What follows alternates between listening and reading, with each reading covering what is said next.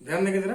Path of a charge particle enters perpendicularly to a uniform magnetic field. तो enter तो खैर क्या, uniform magnetic field है, ये वर्टिकली डाउनवर्ड है ये, ठीक है। और एक चार्ज पार्टिकल इसी के अंदर रखा हुआ है, ये है प्लस क्यू चार्ज। और मैंने इसको एक ट्रिगर दिया है जिससे इसने एक वेलोसिटी मैग्नेटिक फील्ड के परपेंडिकुलर इसने गेन की है। अब ये ट्रिगर किसी भी चीज से दिया जा सकता है, ठीक है। मतलब कोई इलेक्ट्रॉन गन हो, ठीक, या कोई और ऐसी चीज जो मैग्नेटिक फील्ड के अंदर इसको थोड़ा सा पुश कर सके इसे। तो इसका जो पाथ होगा वो इस तरह से सर्कुलर हो जाएगा। और अब दो बात है कि अब मैं कहूं कि आप कि भैया जो पाथ है वो सर्कुलर हो जाएगा, तो या तो मेरी बात मान लो और या फिर इसको डेरिवेट करो। अब दो तरीके हैं, अब जरा ध्यान दो। डेरिवेशन के भी अपने दो तरीके हैं इस कंडीशन में। अब पहला बात तो ये है कि आप इसके ट्रैक की इक्वेशन को निकालो। अगर वो इक्वेशन सर्कल की equation that is x square plus y square is equal to a square की फॉर्म में आ जा रहा है, तो इसका मतलब वाकई में जो मैंने कहा है वो ठीक है, वो सर्कुलर पाथ है वो। और दूसरा बात, आप पहले ही मान लो, जैसे कि मैंने कह दिया कि भाई सर्कुलर पाथ है ये।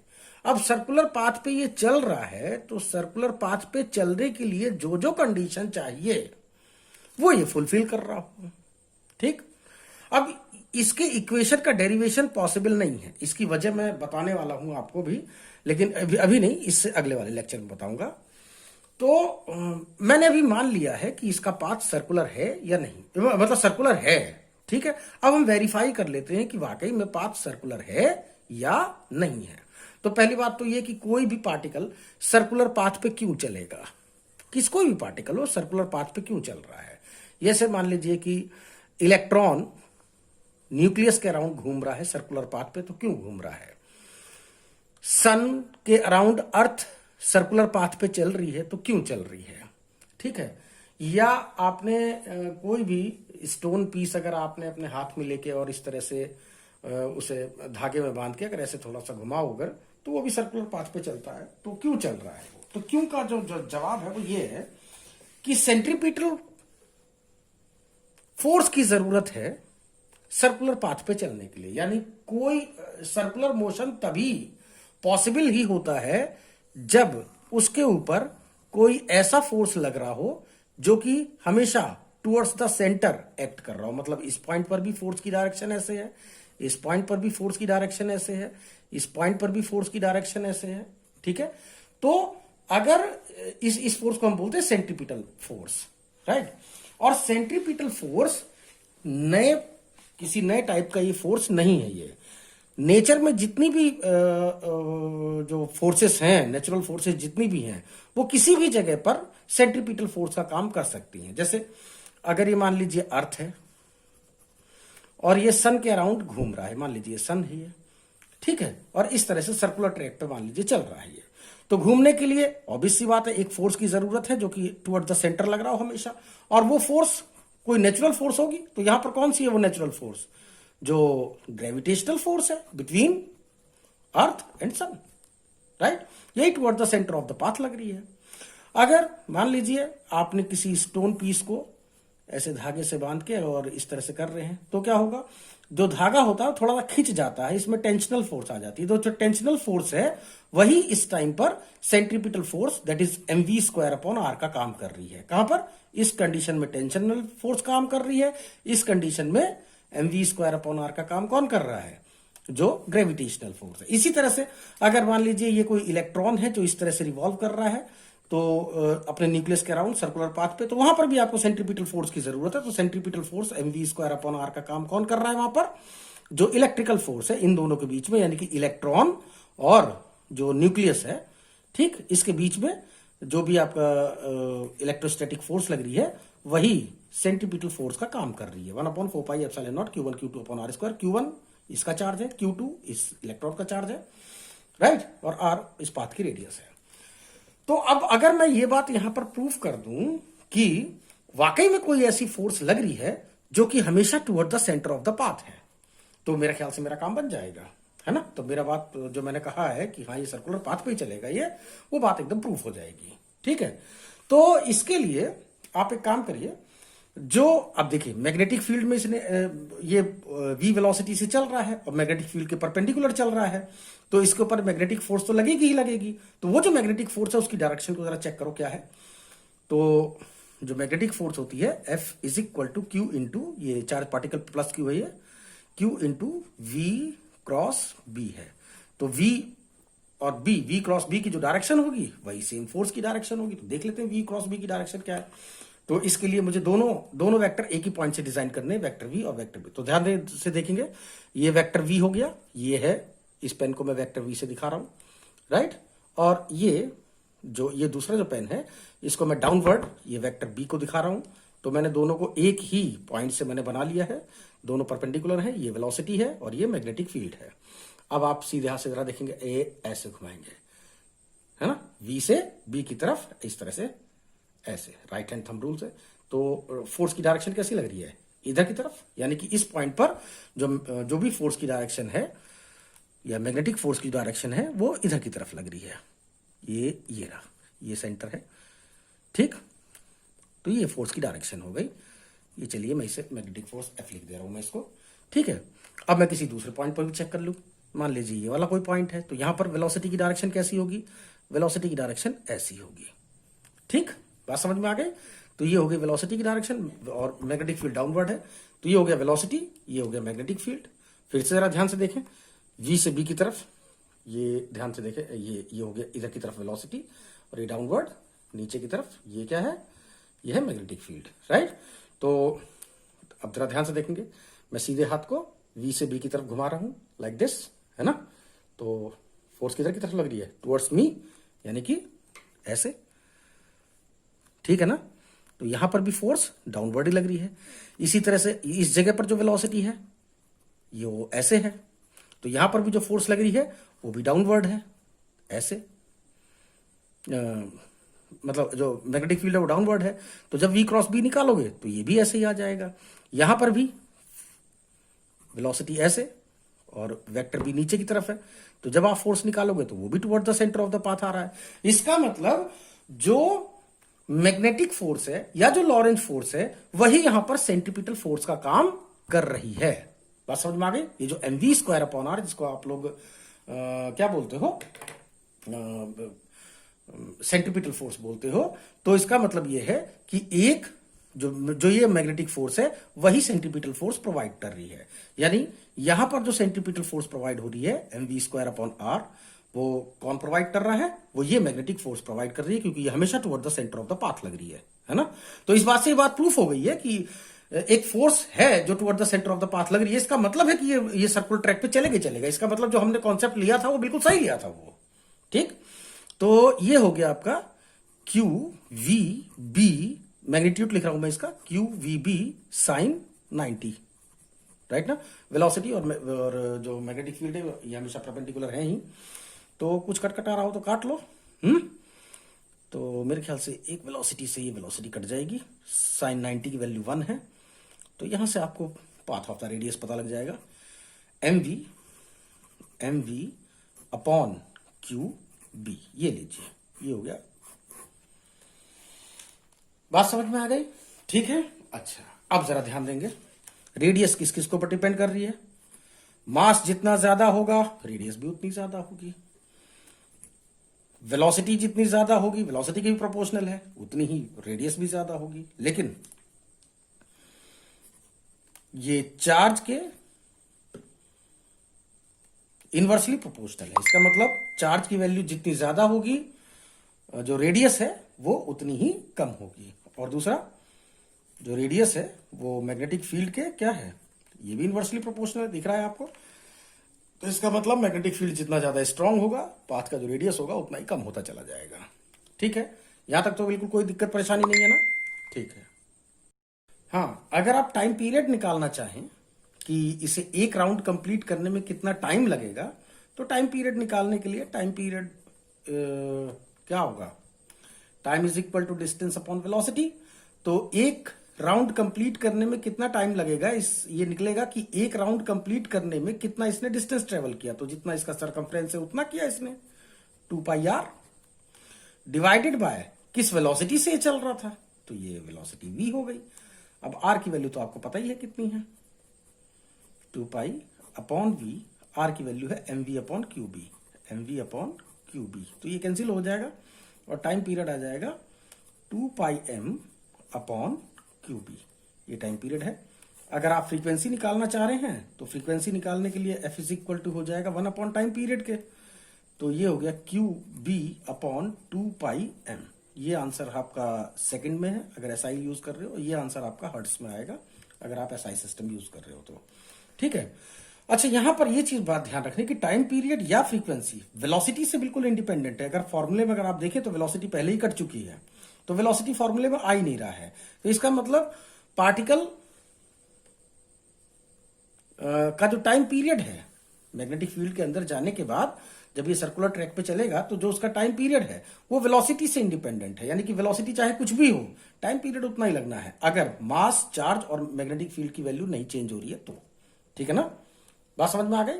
अच्छा, अब अगर आप इसका काइनेटिक एनर्जी अगर फाइंड करना चाहो तो काइनेटिक एनर्जी निकालने के लिए k इज इक्वल टू कितना होता है, हाफ mv स्क्वायर होता है ना, हाफ mv स्क्वायर, तो ये हो गया हाफ ऑफ m, मैं रेडियस अभी भी निकाल चुका था, r is equal to mv upon q b से, याद है ना, तो यहां से वेलोसिटी हमारी निकल जाएगी r q b by m, तो ये रख दीजिए यहां पर वेलोसिटी की वैल्यू, तो ये हो जाएगा r square q square b square upon m square, ये कैंसिल हो गया। तो जो काइनेटिक एनर्जी है उसके लिए एक्सप्रेशन है half of r square q square b square by m, तो ये काइनेटिक एनर्जी का रिलेशन है, एसआई सिस्टम में इसे जूल में यूज करेंगे आप, ठीक है। और वैसे इसमें तो इलेक्ट्रॉन वोल्ट में यूज करेंगे, तो एक इलेक्ट्रॉन वोल्ट की वैल्यू आपको पता होनी चाहिए, 1 इलेक्ट्रॉन वोल्ट ईवी से हम रिप्रेजेंट करते हैं इलेक्ट्रॉन वोल्ट को, ये होता है 1.6 इंटू 10⁻⁻19 जूल के, ठीक है। तो अगर किसी वजह से अगर आपको एनर्जी अगर इलेक्ट्रॉन वोल्ट में दे रखी है तो आप जूल में अगर कन्वर्ट करना चाहें तो इस तरह से कन्वर्ट भी कर सकते हैं इसे, ठीक है। अच्छा, अब हम बात कर रहे हैं कि अगर ये जो चार्ज पार्टिकल है ये बाय चांस इसकी जो वेलोसिटी है वो इस मैग्नेटिक फील्ड के अंदर परपेंडिकुलर ना होती, मैग्नेटिक फील्ड के वेलोसिटी परपेंडिकुलर ना होती, तो उस केस में इसका जो ट्रैक होता वो कैसा होता। अब हम यहां पर थोड़ा सा उसको एलोब्रेट करने जा रहे हैं, लेकिन मैं इससे पहले कि मैं इस चीज को एलोब्रेट करूं आप लोगों को मैं थोड़ी सी कुछ इंफॉर्मेशन मैं आपको दे दूं, ध्यान से देखेंगे। ये वैसी चीज आपको याद रखना चाहिए, ये ज्यादा अच्छा यही है कि आप इसे याद रख लो, ठीक है। तो याद ये रखना है आपको कि अगर मैग्नेटिक फील्ड अगर ऐसे दिखा रखा है मैंने यूं वर्टिकली डाउनवर्ड,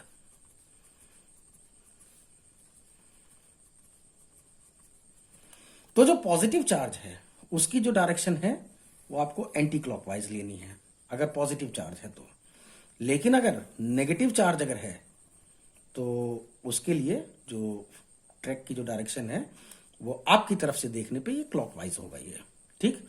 लेकिन अगर मैग्नेटिक फील्ड मैंने अगर ऐसा दिखा रखा होता वर्टिकली अपवर्ड, डॉट दिखा रहा हूं मैं इसको ऐसे, तो उस कंडीशन में जो पॉजिटिव चार्ज है वो इस तरह से क्लॉकवाइज चलता। वैसे ये चीज आपको याद रखना चाहिए क्योंकि आप लोग तो पढ़ रहे हो ना, तो आप लोगों के तो छोटी छोटी ट्रिक आपको पता होना चाहिए। और अगर नेगेटिव चार्ज होता तो ये इस तरह से एंटी क्लॉकवाइज चल रहा होता, ठीक है ना, बात समझ में आ गई। तो ये अगर दो बातें अगर आप याद रख सको तो आप कई सारे इसके जो कॉन्सेप्चुअल प्रॉब्लम है वो बड़ी आसानी से सॉल्व कर सकते हो, ठीक है। तो अभी मैं बात कर रहा हूं कि तो ये मान लीजिए यूनिफॉर्म मैग्नेटिक फील्ड है और इसके अंदर ये कोई चार्ज पार्टिकल है और ये चार्ज पार्टिकल मान लीजिए पॉजिटिव चार्ज है ये, ठीक है। और ये आपने इसको एक ट्रिगर दिया जो कि मैग्नेटिक फील्ड के परपेंडिकुलर नहीं है। अगर मैग्नेटिक फील्ड के परपेंडिकुलर हुआ ये, तब तो ये एक सर्कुलर ट्रैक पे, एग्जैक्ट सर्कुलर ट्रैक पे चलेगा, जैसे कि अभी हमने पीछे ये डेरिवेट किया था ये पीछे, ठीक है ना। और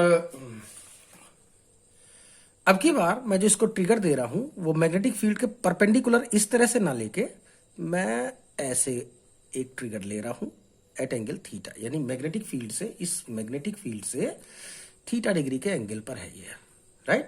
ये आपने इनिशियल ट्रिगर दिया है इसको। तो जब आपने इसको ये इनिशियल ट्रिगर दिया मैग्नेटिक फील्ड के अंदर, तो क्या हुआ, इसके दो कंपोनेंट लेंगे आप इस वेलोसिटी के। तो मैं इस वेलोसिटी के दो कंपोनेंट ले रहा हूं, एक ऐसे और एक ऐसे, राइट, यूं, ठीक है। और बड़े हिसाब से लेना है आपको कि इसका और इसका रिजल्टेंट क्या हो, ये आ रहा हो। तो ये वाला जो कंपोनेंट है ये है v cos थीटा, ये मैग्नेटिक फील्ड के पैरेलल है ये। और एक ये है v sin थीटा, ये मैग्नेटिक फील्ड के परपेंडिकुलर है। चलो एक सिंबल ले लेते हैं हम, v ये परपेंडिकुलर और ये v पैरेलल, ठीक है ना। चलिए अब क्या है कि इस वेलोसिटी के जो दो कंपोनेंट है, एक कंपोनेंट जो मैग्नेटिक फील्ड के परपेंडिकुलर है, ये जो मैग्नेटिक फील्ड के परपेंडिकुलर है, ध्यान दीजिए, ये जो मैग्नेटिक फील्ड के परपेंडिकुलर है ऐसे, तो वो क्या कहेगा कि वो तो कि भैया तुम सर्कुलर ट्रैक पे चलो, बात समझ में आ गई।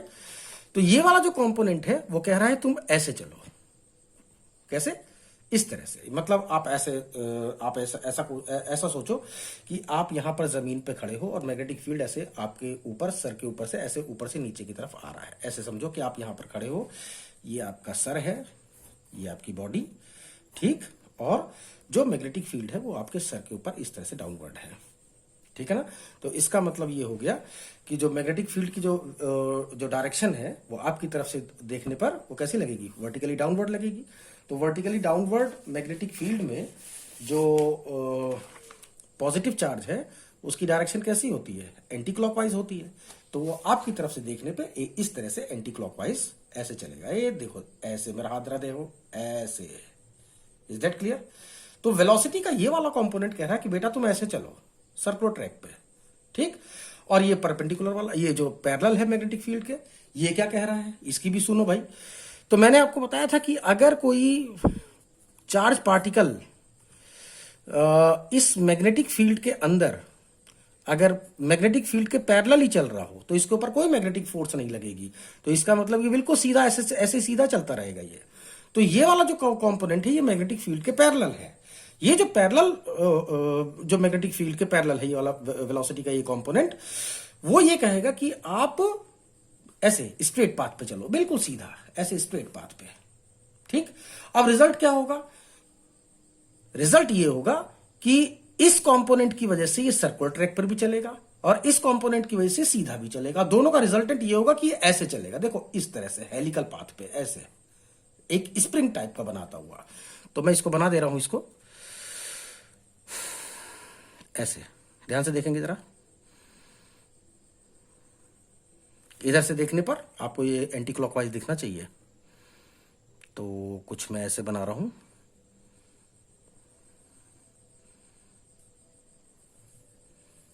लाइक दिस,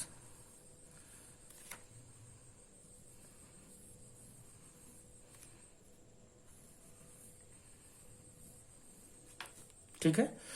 और अब इसका ट्रैक आप लोग बना लीजिएगा, इधर से एंटी क्लॉकवाइज आपकी तरफ, इधर की तरफ से दिखना चाहिए, ठीक। अच्छा, ये जो इसकी जो लेंथ है ये वाला, इसको बोलते हैं हम, इसका पिच, पी, क्या बोलते हैं, पी। अब अगर कोई पूछे कि इस पाथ की रेडियस है कितनी, ये रेडियस कितनी है इसकी, इस हेलिकल पाथ की जो रेडियस है, ये पाथ कैसा है, ये हेलिक्स पाथ है ये, या हेलिकल पाथ है ये, ठीक है। तो इसकी रेडियस कितनी है, तो आर इज इक्वल टू किसके होता है, m v upon q b के होता है। तो वेलोसिटी, कौन सी वेलोसिटी, कौन सी इसको वेलोसिटी इसको सर्कुलर पाथ पे ले जा रही है, ये वाला कंपोनेंट, यानी कि ये परपेंडिकुलर कंपोनेंट। तो रेडियस अगर आपको निकालनी है तो m v sine theta upon q b से निकालेंगे, इज दैट क्लियर। अच्छा, और अगर आप पिच निकालना चाह रहे हैं तो एक राउंड कंप्लीट करने में से कितना टाइम लग रहा है, वही इसका पिच होगा, है ना। तो जो पिच होगा इसका वो हो गया आपका P इज इक्वल टू हो जाएगा इसकी मतलब distance is equal to velocity into time. तो वेलोसिटी इंटू जो भी इसका टाइम पीरियड है, तो वेलोसिटी कौन सा वेलोसिटी, जो इसके परपेंडिकुलर मतलब इसके मैग्नेटिक फील्ड के जो पैरेलल है, यानी v cos थीटा। और टाइम पीरियड तो आपने निकाल ही दिया है मैंने, टाइम पीरियड वेलोसिटी से इंडिपेंडेंट होता है। तो 2 पाई m अपॉन क्यू बी, 2 पाई m अपॉन क्यू बी। बात समझ में आ गई, ठीक है ना। तो ये आपका पिच के लिए फॉर्मूला हो जाएगा आपका, ये हो जाएगा रेडियस की पाथ। और ये ध्यान रखिएगा कि इसका जो पाथ है वो कैसा है, हेलिक्स है, स्प्रिंग की तरह है यानी हेलिकल है। और इधर की तरफ से देखने पर इसका जो पाथ होगा वो कैसा होगा, एंटी क्लॉकवाइज। मेरी तरफ ध्यान दीजिए, ऐसे एंटी क्लॉकवाइज। बात समझ में आ गई ना। इस तरह से फिर से देख लो, ऐसे, ठीक।